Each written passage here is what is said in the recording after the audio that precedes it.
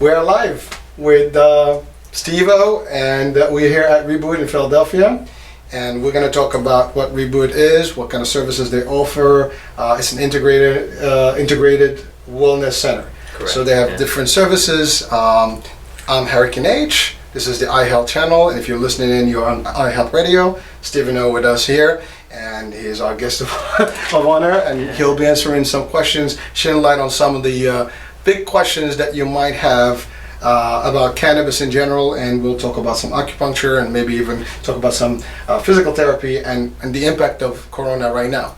And this is a facility where they do multiple services, including physical therapy, acupuncture, and of course, their main, product and or inclination to the method. Today we're going to talk about it's a big myth. It's a lot of questions about cannabis. Everybody's like, wow, that's not, right. What's going on? Is it legal? Is it not legal? What's the difference? All those questions, hopefully we'll be able to answer today in this particular show. And we have the expert, the man himself. He knows this. He's been doing this for a while. He's actually one of the first, if not the first, actually, dispensary in Philadelphia.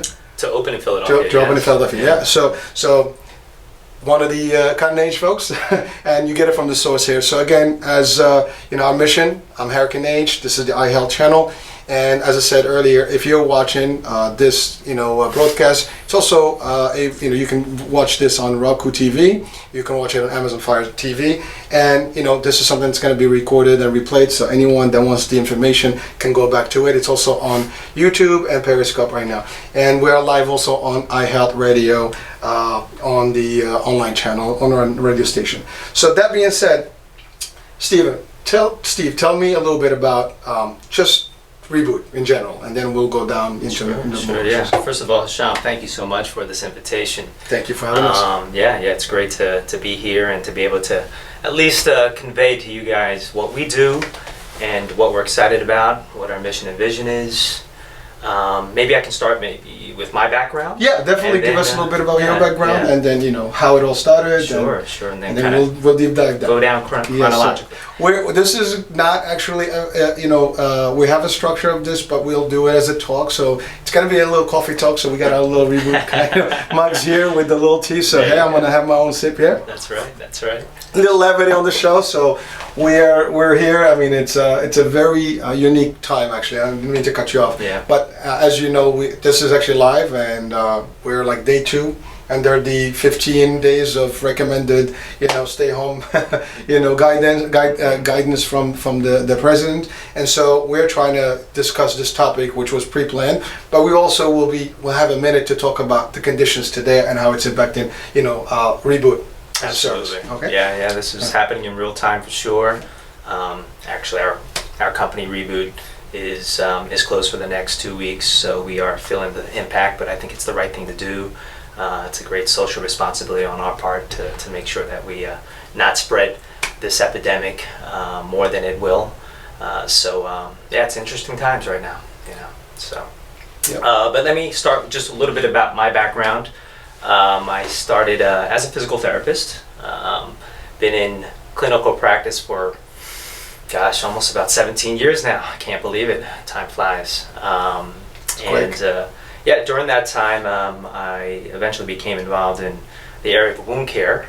A lot of people don't associate physical therapy with wound care, but it is a specialty within the discipline, and really got very deep into that industry and field and specialty.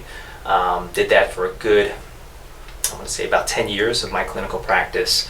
I found it extremely interesting because one thing you realize when practicing wound care is that what you're ultimately delving into is the fundamentals of how our body heals. Whether it's a wound or whether it's a sports injury or whether it's an insult in the brain, you're dealing with trauma, and the underlying mechanisms are relatively the same.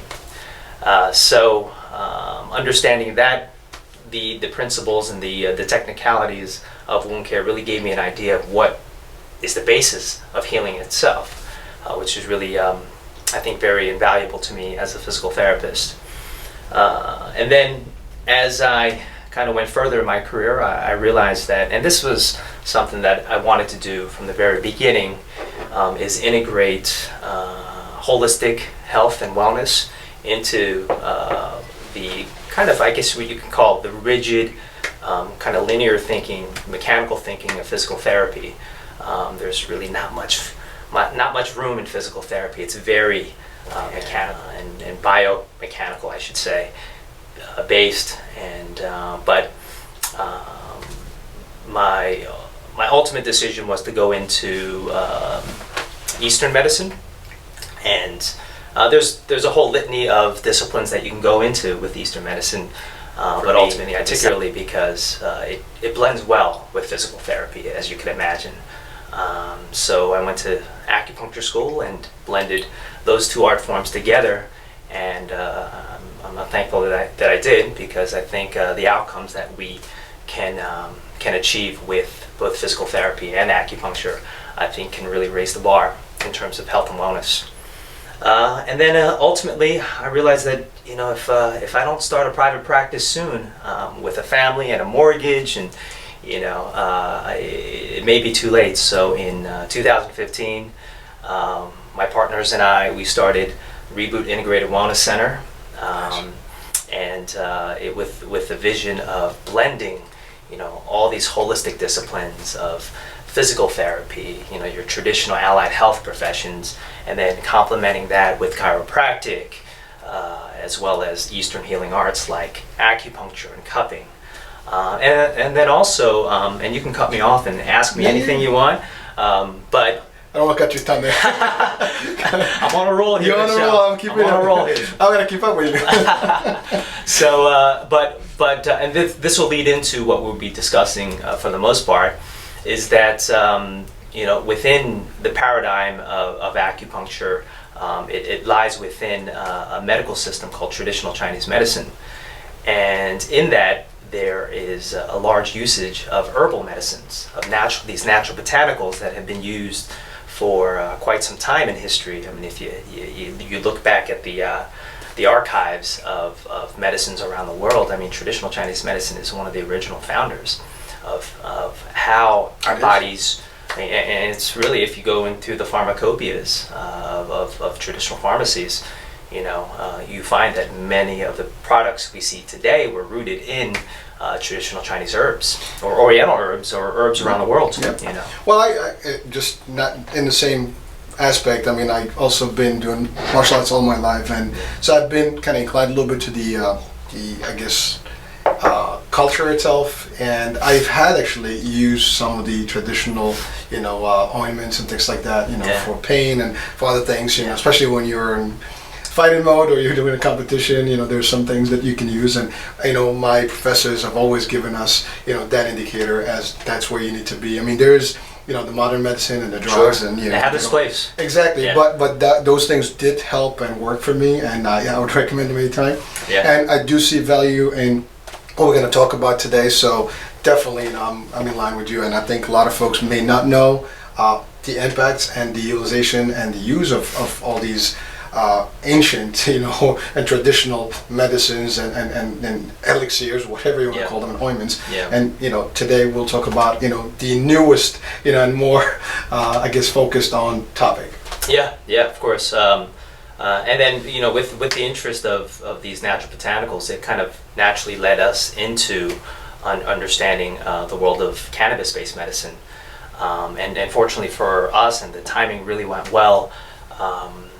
In 2016, Governor Wolf signed into law Act 16, which was the medical marijuana program here in Pennsylvania.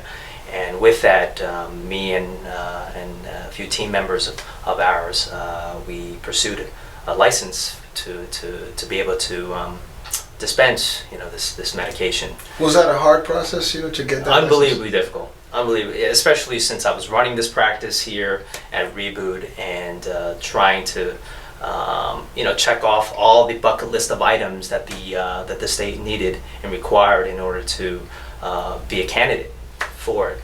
And fortunately for us, we were able to secure one of the 3 licenses in Philadelphia. The company was called Restore Integrated Wellness Center. We actually have a dispensary right across the street. I'm no longer with the company, I should say that as a disclaimer, but I'm one of the co-founders of Restore.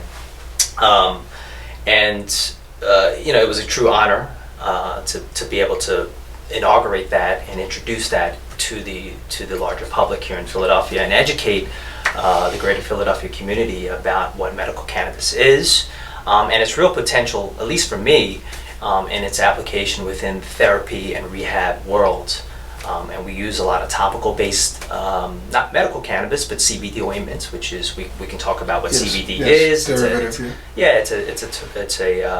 It's a cannabinoid naturally derived from the cannabis plant, non-psychoactive, and we utilize that here in this clinic quite oftenly and promote it as a great anti-inflammatory and an analgesic, pain reducer for a lot of our patients. So, since you mentioned that, I do want to say this. I mean, Steve and I, we actually had the opportunity to work together and meet, over a year ago, as I was working at a health plan, and the services that they provide here, we were able to contract with them as a provider, and we wanted to actually bring some of these services to our members, and mainly the senior market, and how the impact, especially for pain management and some chronic instances, and they'll tell us more about those types of medical conditions where your practice and your services can be beneficial.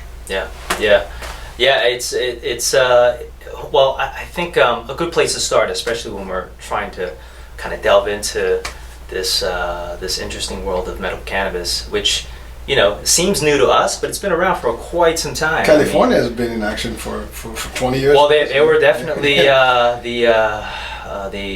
the first state, and really a brave stepping stone to being able to kind of be able to permeate this into the mainstream healthcare model throughout the states. I think we have about 34 states.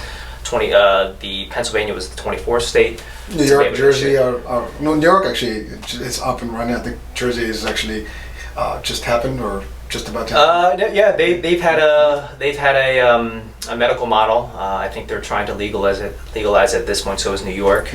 But even before California, you look into the archives of traditional Chinese herbal medicine, and it was documented. I think 3000 BC. There was an emperor Shen Nung who documented its use. And they would call it dama, which basically in Chinese means the big numb. So that makes you realize that what it does. That's what they realized that it could be clinically indicated for. So you think about how far its usage has been, and we're just now catching up. Although the U.S. did have it in its U.S. pharmacopoeia in the 1950s, surprisingly, you'll see some old pictures of these elixirs of cannabis that people would use it for headaches and menstrual cramps and pain and sleep. But of course, it became politicized in the early 1930s. There was a racist component to it, which we can talk about if we want. But ultimately, we did the right thing to medicalize it, to kind of bring it above ground into the hands of healthcare providers, so that the healthcare system can really own it and safely produce it and dispense it to patients. And I think that's really critical for patients that want to know what they get is what they're really getting, as opposed to the underground market, which it's a free-for-all, So we refer to it as medical cannabis, but there is a big, no-no and taboo when you say marijuana. Yeah. Yes. So, I mean, is it the same? I mean, is it the same plant? And and I know you talked about the CBD component of it, and we see a lot of stores in the malls and all over the place now that are popping up. Yeah. And even in pharmacies, they have those products. So give us a little bit of a transition between what the marijuana plant is, or the cannabis plant, and then how it works in terms of the bottom line and how it becomes approved, legalized. Well, if for the states that are legal, obviously, and then hopefully for the states that will, pretty much adopt it. Yeah. In terms of the actual, word of marijuana and cannabis, they're technically interchangeable. Some people feel like marijuana the word marijuana has too much of a stigma Yep. attached to it.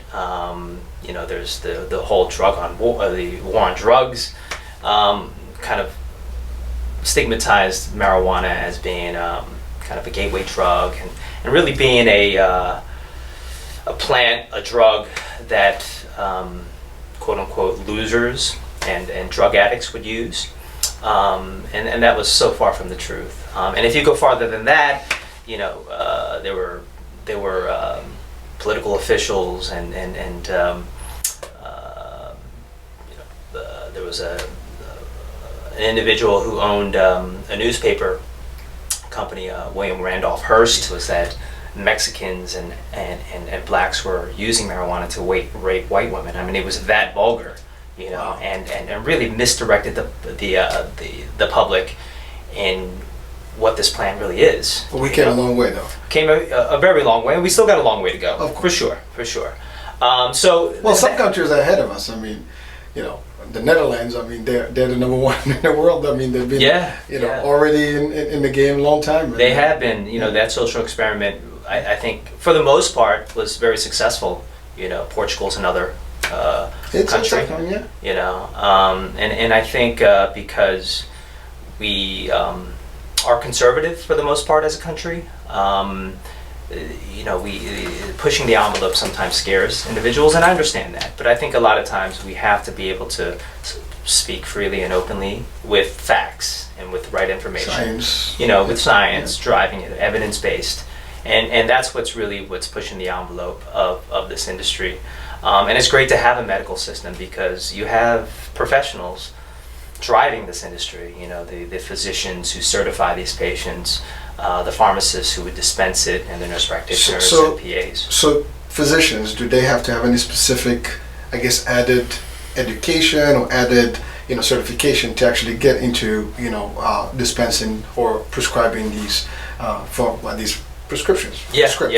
These we would call them certifications. They can't technically prescribe it because it's still a Schedule I drug, which puts in the same class as heroin, which and yes, and crystal meth, which to me, you know, it's like talking, you know, having a gun versus a wiffle ball bat. Like it's just there's the dichotomy is just absurd. But yes, you know, that unfortunately. But one thing you should keep in mind though is that every state runs their program very differently. So in this state, the physicians do need to take, as far as I remember, a 4-hour certification course in order to be able to certify. You know, that way they have, which to me is the sad part about the educational system right now regarding the cannabis industry. I mean, I think only 15 to 20% of medical students even understand what cannabis is, and let alone what the endocannabinoid system is, which is really where and why cannabis has an effect in our bodies. It's this wonderful system in our bodies that allows us to take advantage all the benefits of cannabis, whether it's inflammation, improved appetite, improved sleep, improved mood. I mean, there's a litany. So perfect segue. Yeah. Why don't you guide us through, like, how does it work in the body? I mean, in general. So you have, well, first of all, what is the actual product itself? I mean, we know the plant, you know, and you've mentioned the actual, and I can't even pronounce the term. I'll say it again a few times. Yeah. And so you know, you get the actual extract, and that's the actual product that you use in the marketplace. But then, how does that impact, and what parts of the human body that it has impact, and what uses maybe can be you know, beneficial? Yeah, there's a lot there. Yeah. Sorry. Yeah, we can dissect it a little bit. And yeah, we have plenty of time, so yeah, all yours. Of course, yeah. So let's dive in a little bit. So let's begin, I guess, biologically within ourselves. I mean, we have this wonderful system that they uncovered not too long ago, in the 80s and 90s, called the endocannabinoid system, and that's derived from endocannabinoids, which, like many chemicals in our own bodies, are self-produced. You know, whether they're endorphins or certain neurotransmitters in our bodies, insulin, for example, or hormone. These are produced within our own bodies, and we also have these endocannabinoids that are produced in our own bodies that are very similar to what we find or at least the actions, the mechanisms and actions are very similar to what we find in the cannabis plant. And this endocannabinoid system, it's an ancient system. It's been around and predates human beings. I guess 500 plus million years ago. It first emerged in early vertebrates. So it's been around a long time, and we're just discovering it. Like that, that to like me, a lot of things, yeah. Yeah, like that to me is a really sad state of affairs, because what we don't realize is that the implications of what this system does is really important, you know. And I'm glad that or at least many institutions now are kind of uncovering what this is. And so there are two main endocannabinoids in our own bodies. One is called anandamide. These are real technical jargons, so I apologize. They're recorded, so you can always Yes, yeah. catch up back to them. Yeah. But but these are two very important chemicals. Like, if you're understanding what the brain does, you have to understand what serotonin does and what, you know, dopamine does. You know, these are just as important within our own bodies. And primarily what this system does is helps balance our system. So a popular term to describe what the system does is that it brings us to homeostasis. So and this is very this resonates a lot with me in traditional Chinese medicine, because the idea of homeostasis is so important with the art of the yin and yang. You know, you have to have a balance. Okay. You know, can't be too cold, can't be too hot. You know, you can't have too much, can't have too little. There's got to be a good balance. Everything, you know, do moderation and balance. Yes, yeah, and then you find that in traditional medicine as well. You know, you look at your lab values. You can't have too much. You know, your blood glucose levels can't be too much, can't be too high. Mm-hmm. You know, your inflammatory markers can't be too high, too little. You know, your immune markers can't Either be too way, it has a bad impact on your body. Yeah. So it's very important. So that's the driving mechanism of what the system does. So if you realize that, it's a really important system in our bodies. But and I'll just talk about one of these endocannabinoids. One is anandamide, which I mentioned. Interesting enough, this word anandamide in Sanskrit means eternal bliss. You know, so it makes you realize what it's done in our bodies, right? Yeah. Like it's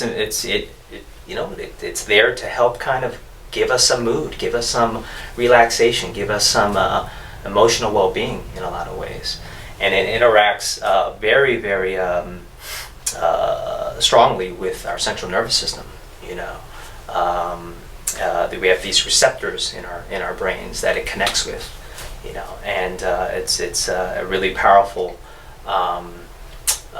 neurotransmitter, essentially, that helps keep our brain in proper order, essentially. And this endocannabinoid system is really important for our immune system as well. Much needed these days. Yeah, very much so. Very much so. Yeah. Really modulating the inflammatory processes. That's why it's really important for pain modulation, because the inflammatory processes always underlying any pain type of syndrome. So in essence, the endocannabinoid system is a really crucial idea in understanding why cannabis has so many good beneficial effects within our bodies. Where else should we go with that? Well, so that's the system. Now, again, what is the plant itself? How does that interact with the system, with the actual human body? And to create and generate the reaction. Right. So sometimes we need to be able to supplement our bodies with various outside sources. You know, so and I think it's true in the way we use cannabis as well. So just like we have endocannabinoids, which are self-produced in our bodies, we also have phytocannabinoids, which are cannabinoids produced in the cannabis plant. And the idea is that, and what makes this so complicated is that when we look at the cannabis plant, we don't realize that there are literally hundreds of chemicals within that plant that potentially could be beneficial for us, and scientists are researching all the various chemicals. And what makes it even more complicated is that there are chemicals that if combined with other chemicals in the plant at certain amounts produces a better outcome. You know, and there are these things called terpenes, flavonoids within the plants that help bolster the effects of a lot of these cannabinoids and their effects within our bodies. So, that's the job of the industry and the scientists and the researchers to find out what is the most helpful and what is the most beneficial and what do these certain cannabinoids do. The most popular, of course, being THC, that most people have heard about. Correct. Yeah. That's the that is the chemical that provides the unique psychoactive component of cannabis, which we're all familiar with, or at least I think you're familiar with, right, Ashan? A little bit. By allegedly. Yeah, by practice, by actually industry. Sure, of course. But there's I think a lot of misconception of these people, do they just want to get high? And I think that's first of all, the euphoric quality intrinsically in itself could be sometimes very beneficial,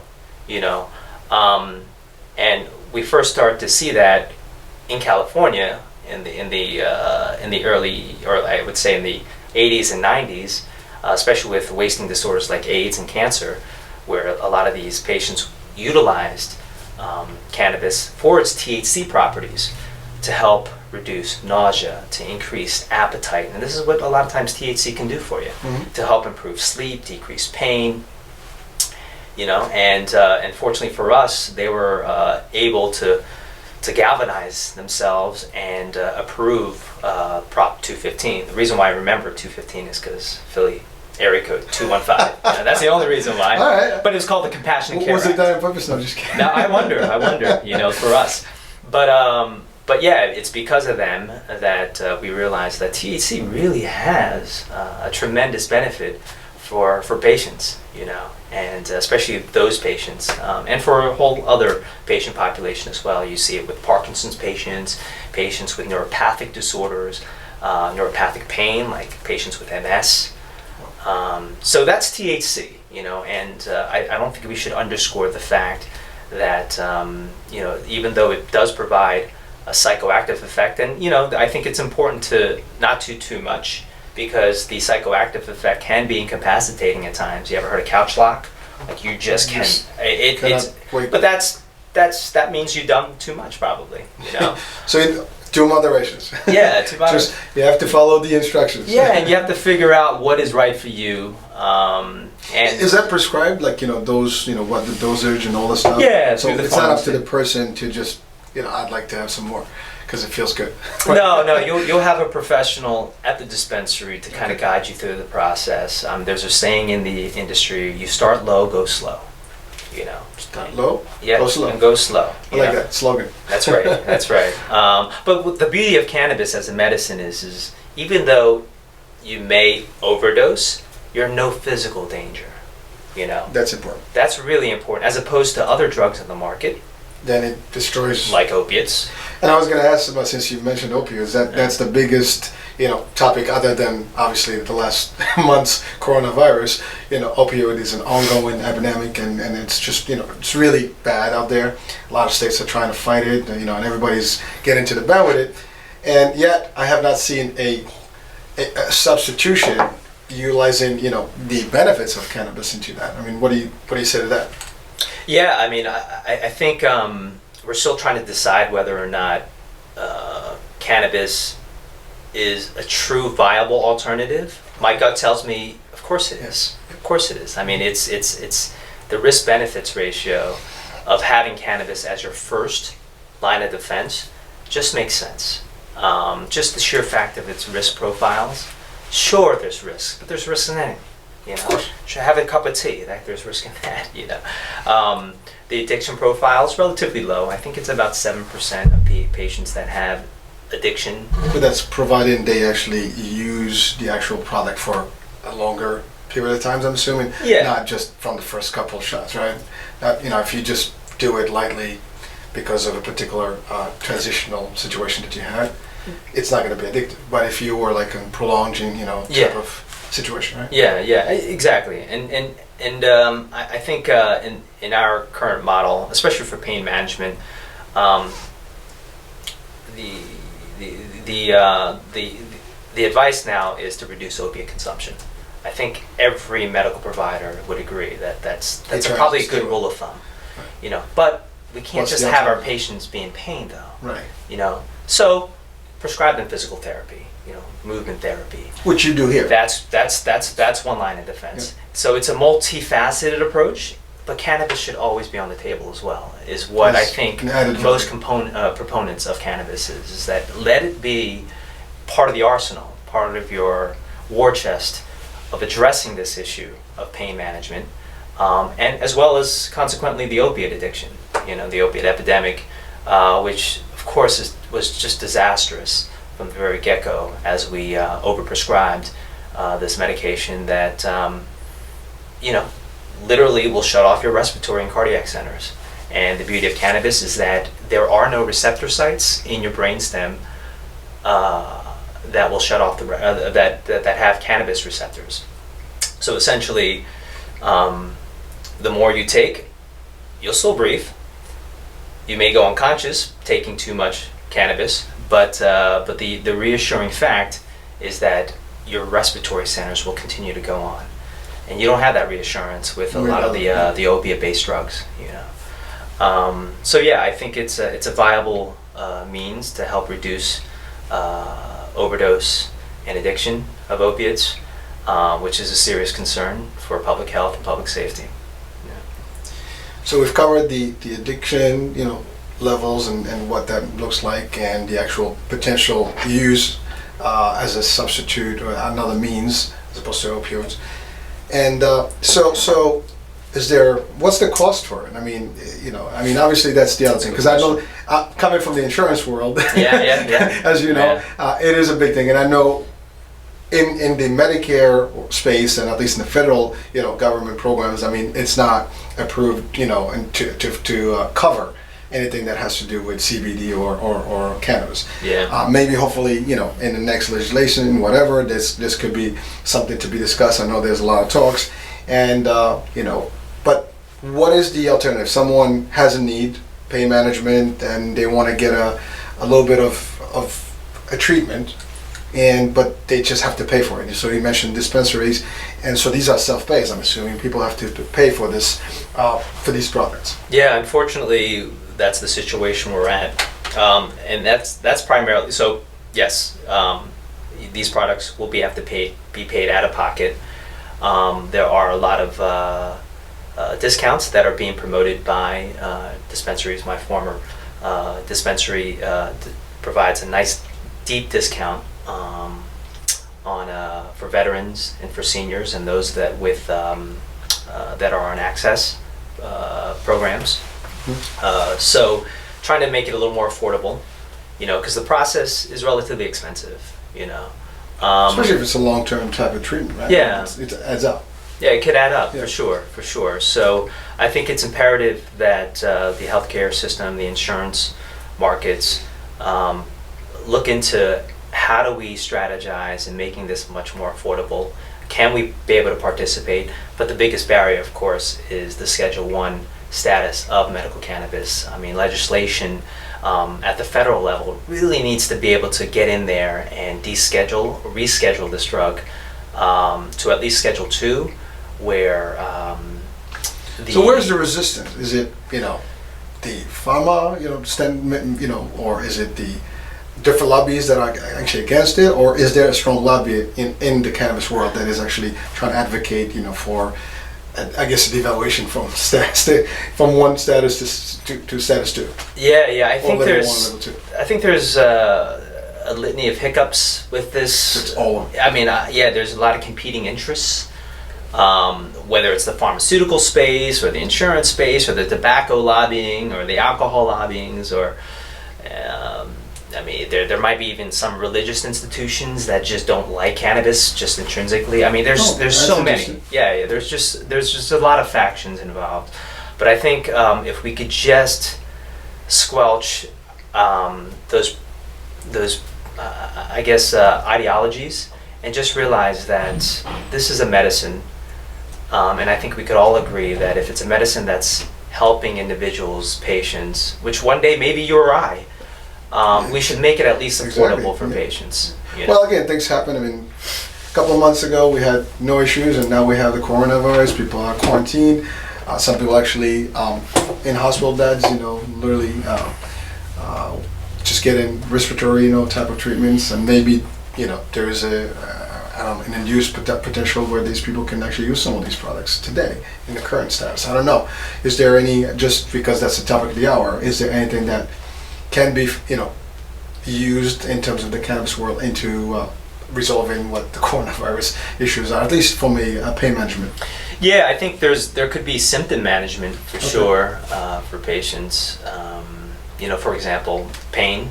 If there's chronic pain involved, you just want to be careful, especially when patients are ill to that capacity, and they're really experiencing full-on symptoms. You want to address the acute symptoms first. If it's an infection, by all means, you need to get the antibiotics. You got to get the IV antibiotics in there. If it's pain, we have a little more leeway in what, I guess, and granted, I'm not a physician, so you'll need to consult your provider. Always. But I think it's important to have what you need available. Especially in this circumstance where we want to build our immunity as much as we can. Because that's the biggest, barrier against the corona right now. Is the people that are healthier, ultimately they have a better shot at recovering if they got tested positive, and then building the immune system is the key element right now. And ultimately, even if people get I guess the infection with the corona, maybe boosting that immune system. You still want to build the immunity, conserve your energy, of course, but especially as an allied health professional, one of the things that we really advocate is prevention. Always preventive health is, and a lot of that is lifestyle. So get good sleep, get good exercise, get some fresh air and sun. That really helps the systems really, I think, optimize itself. Focus on your nutrition, focus on supplementation. There are great supplements out there that could help boost your immune system. A lot of herbs out there, whether it's echinacea, turmeric. So it's all spices and herbs that have been used in all different cultures. Yes, of course. There's a lot of discussion on all these types of healthy food and healthy new diets and things like that. A lot of it really aims at introducing some of these elements into the daily lives of everybody.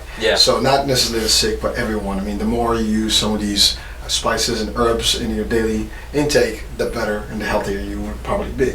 And boost your immune system. And I think if you have a good running start with it, you'll have a better shot at combating a lot of these illnesses. Because nature sometimes is not friendly, and you have to prep your body. It comes at you left and right. The human body is to a degree resilient, and we've survived a lot of stuff over the centuries. And we're going through a phase right now, and it's a tough time. And so before I move to the next question, the next question is, what forms of cannabis are used currently in the market? The reason I'm asking because I've attended one of the seminars before, and I've seen a couple, but I'd like to share with the public as to what's available, and they're not all pills and not all different things. So most people, what they think of when they think of cannabis is the actual flower itself. Exactly. So and that's currently available in this market. And there's and right now the allowable way to consume flower is through vaporization. I guess you can create it in some sort of edible, but I don't think that's as economical. So vaporization is the best means, and for me as a healthcare provider, combusting, rolling it up in a joint or hitting it in a bong, I think is probably, for me, not recommended. It's abrasive to the lungs, you want to preserve the integrity of the lungs. But vaporization really reduces that, reduces the contaminants and... Like some sort of a device? It's a device. There's devices out there that will heat it up on a plate, hot plate, at a level where they call it decarboxylation, which makes the actual components of the cannabis plant active for you to ingest and make it more bioavailable for you to reap its benefits. So you have the flower. You also have I guess you would call process forms through labs. One being tinctures. Most of the tinctures you see will be sublingual, so right under the tongue. You kind of let it absorb into the bloodstreams, and usually the onset in that method is usually about 15 to 20 minutes, I would say. Okay. And it's an effective way. You'll see that a lot with children. Many parents will do it under the tongue.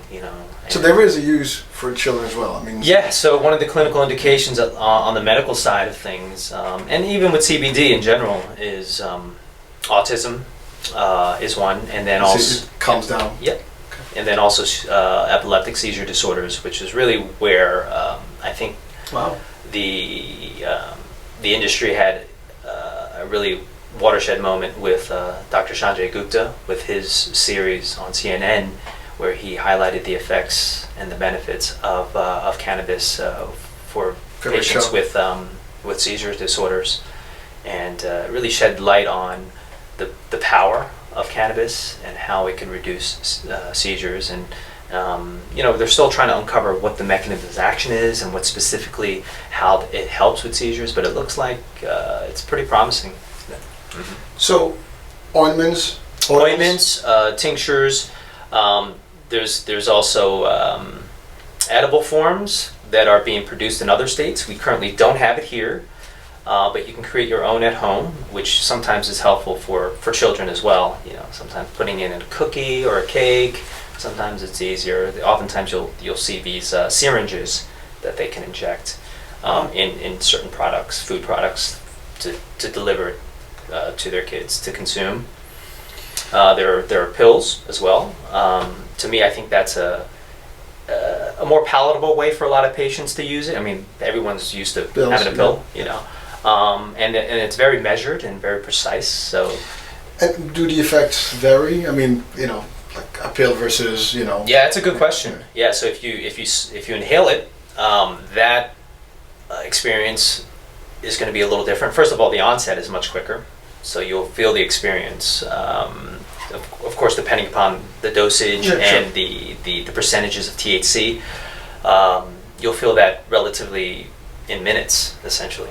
As opposed to going through the GI system and digesting it through the gut. That could take, and this is where you got to be really careful, because you'll hear horror stories about people eating a cookie and then saying, I don't feel anything after 45 minutes, and they'll eat another cookie and then another one, and then 3 hours later, they're like, whoops, they're gone. They're in another universe. So you got to listen to the directions here. Yeah, it's really important. Yeah. Really important. All right. Well, certainly, again, always consult with your primary care doc, of course, and let them prescribe you the right and follow exactly what they tell you.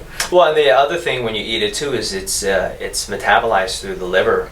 So it somehow is converted into a very different version of THC that's much more powerful.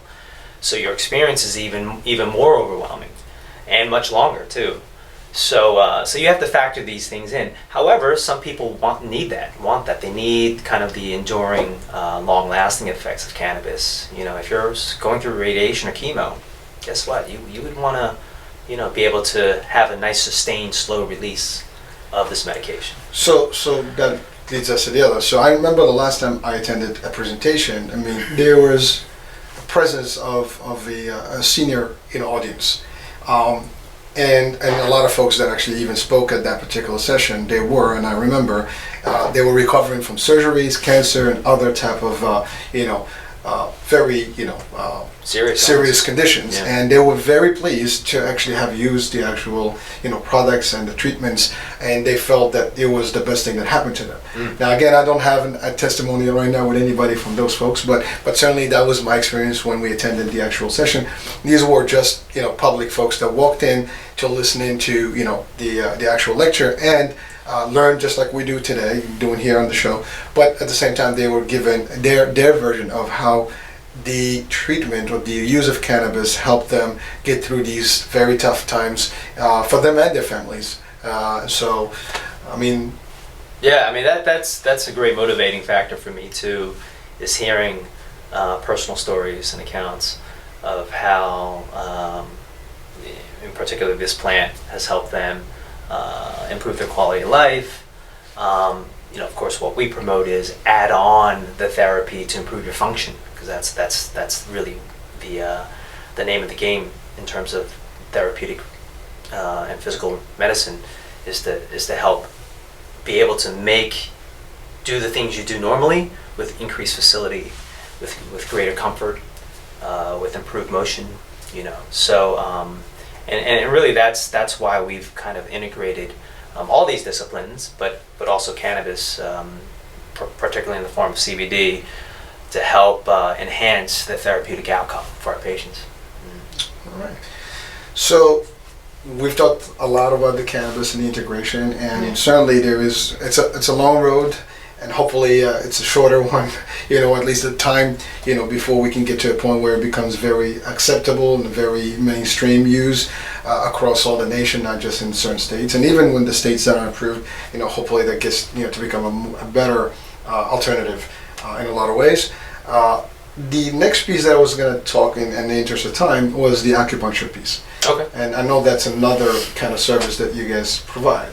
Right? Yes. And personally, I mean, I have not even tried acupuncture personally, because again, I've always had a needle thing. Yeah. And I just wanted to actually learn about it, and share that with the public, because you mentioned a lot of traditional medicine, a lot of different things that are used, copied, and so on and so forth. These are all things that actually work, and modern medicine today is actually getting more into it, and acupuncture was the biggest thing. Now, from an insurance angle, I've worked in the Asian markets and with the Asian markets for many years, and within the Asian market, it's the biggest benefit, and everybody wants it to be on their products and offerings. So, when health plan is designating a product for a particular audience, they actually, especially if it's in the Asian a market, we actually always have designed a piece of benefits that has acupuncture benefits attached to it. But again, not knowing what the benefits are is different than just knowing that people want it. Maybe today we'll have an actual breakdown of why the acupuncture works. So there are, I guess, a couple explanations of the efficacy of acupuncture. Maybe we could talk a little bit about the background of acupuncture. Some people, I guess, don't know really what the origins are. And I'm not a historian by nature, but I think it's good to at least kind of have a general idea of so acupuncture, again, is part of is a modality within the world of traditional Chinese medicine. It was first suggested upon, or at least noted, in a medical book, a medical text, I think in the early 2000 BC era. So it was called the Yellow Emperor's Compendium of Internal Medicine, if I'm getting the title right. That was the first suggestion of acupuncture. These points that causes different improvement in symptoms or ailments, and then they really formalized these acupuncture points later. I think it was in the Han Dynasty, which was around the 10th or 12th century, I want to say. But it was still localized within Asia. It wasn't until the 15th and 16th century that this medicine modality began to spread, primarily due to missionaries. There was this one specific Jesuit missionary that went to China and did some work there and discovered this art form and brought it back into France and other parts of Europe. And then, again, the U.S., although we're relatively a new country compared to other parts of the world, but we were late to the game. I think America first began to take note of acupuncture. This was during President Nixon's administration. There was he visited China. I think he opened the doors to the U.S. To China, and there was a reporter who had to do who had a appendicitis and had to go through an emergency appendectomy, and he cited acupuncture. I think the folklore is that they used acupuncture as an alternative to anesthesia, but I don't think he reported that. That might have been a myth. Let's just say, Right, okay. Who had a appendicitis and had to go through an emergency appendectomy, and he cited acupuncture.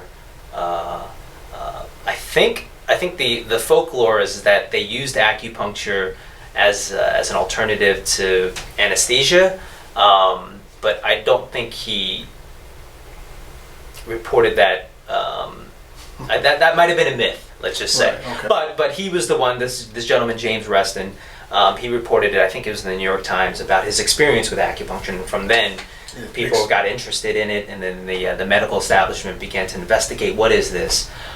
So that was kind of the stepping stone, and then that created an interest in what does acupuncture do? How's it how's it help you?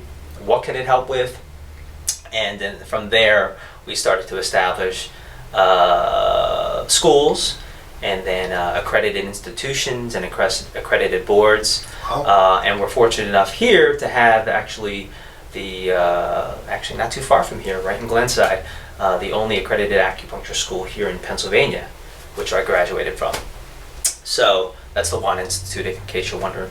If you have issues with a certain pain syndrome, especially soft tissue pain, oftentimes when you go to, let's say, a massage therapist, they're trying to kind of needle those knead those tight muscle bands and muscle knots. I don't know if you've ever had a massage where they hit a certain point, you're like, whoa, that one hurts, and then they'll press on it.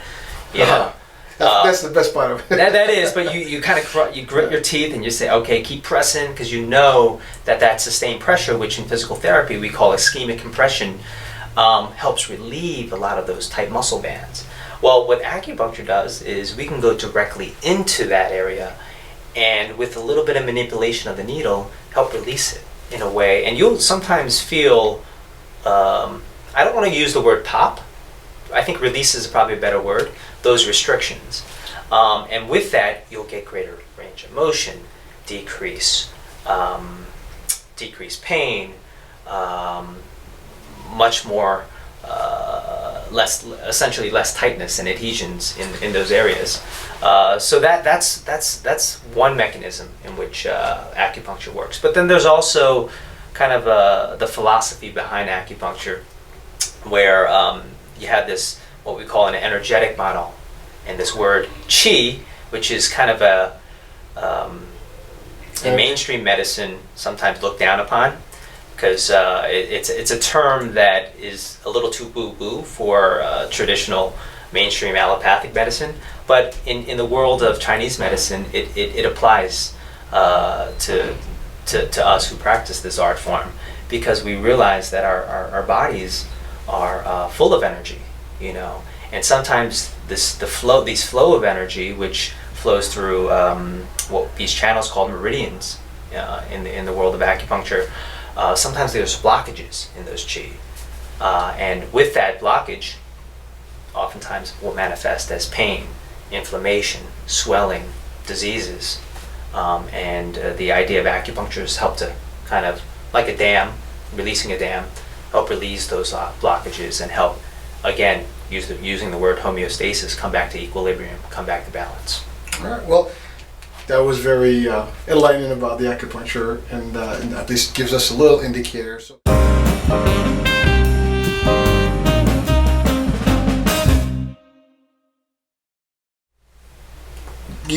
Usually you have patients that come in, and not necessarily just, from an Oriental background, but also for just regular mainstream Americans come in for treatment, whether it's therapy, whether for the CBD, or whether for the acupuncture. Is that an actual statement? Does that add up? Or? Oh yeah. We service the entire community, of all ages, of all ethnic backgrounds, of all socioeconomic statuses.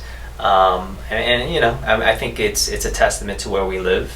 We live in a very diverse community, And I have a very diverse staff. You know, we have Koreans and Chinese staff members, Spanish-speaking individuals. My partner who is Jewish. This is a woman's-owned company, a majority Nice. women's-owned company. So, like, you know, I think it's important for us to be able to service no matter who you are and where you are in your life.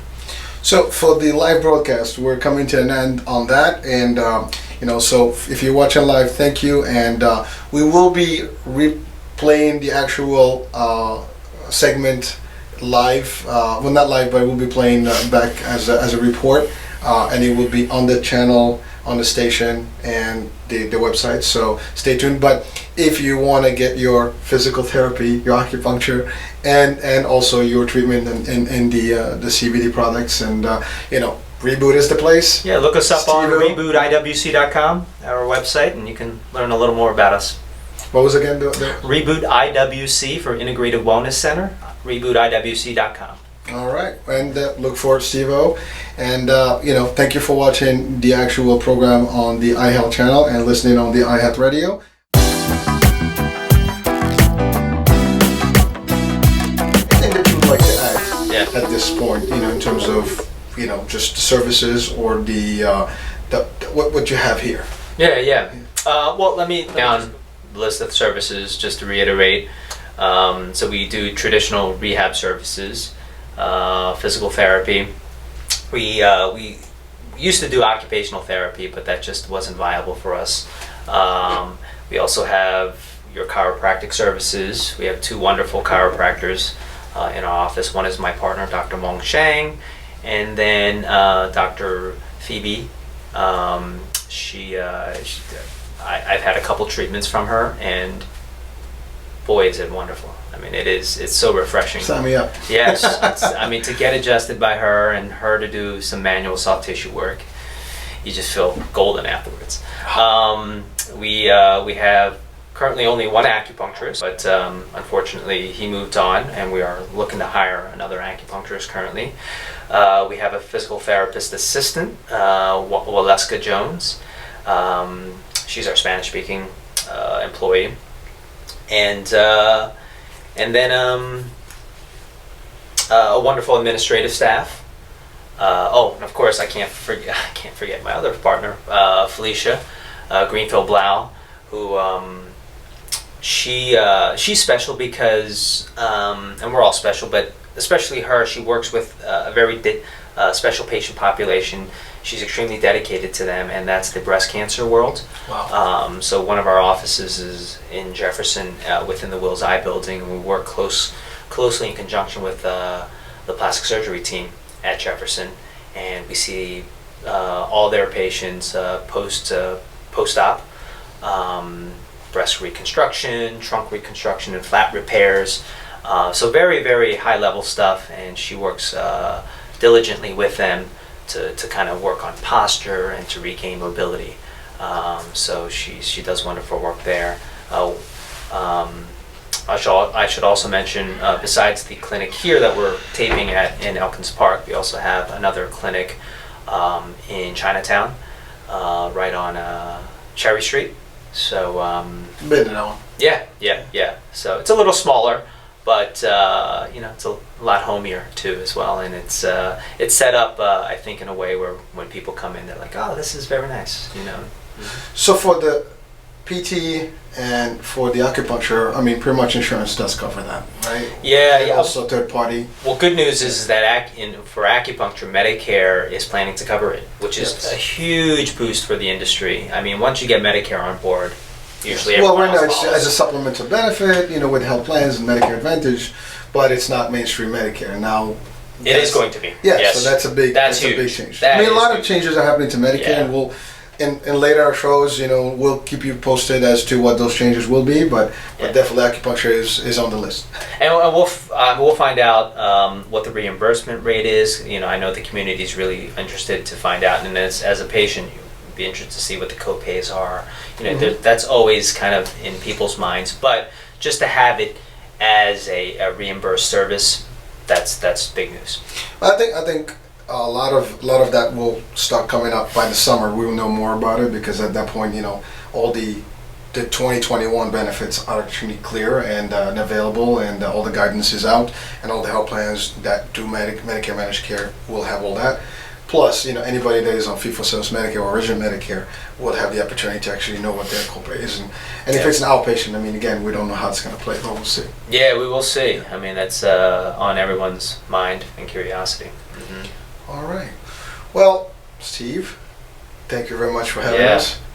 It was a true pleasure being here. We'll do an air pound in these day and age. We'll do this, we'll do that, we'll do all the moves, that we're compliant. Social distancing. We're compliant. We actually have not touched, since we came to the studio, and we had hand sanitizer, so we did all the stuff by the book. Again, for those that are watching, again, we have to follow those guidances and make sure that we're washing our hands 20 seconds, warm water, keep 4 or 6 feet apart from anybody else.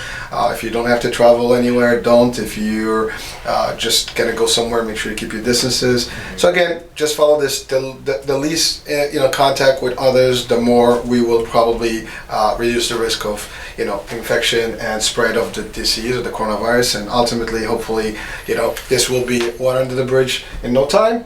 Okay. And life goes back to normal, and we go back to our businesses, and all restaurants and everything that is public is open. We go back to concerts and movies. We miss our movies. Netflix is doing good right now. They are doing well. Yes. We'll learn all the if you're on the internet, that's it. But but we'll just again, it's a message from us, Reboot and the iHealth channel, and just again, if you're watching and when you watch this, stay healthy, stay safe, and thank you for watching us. Have a great day.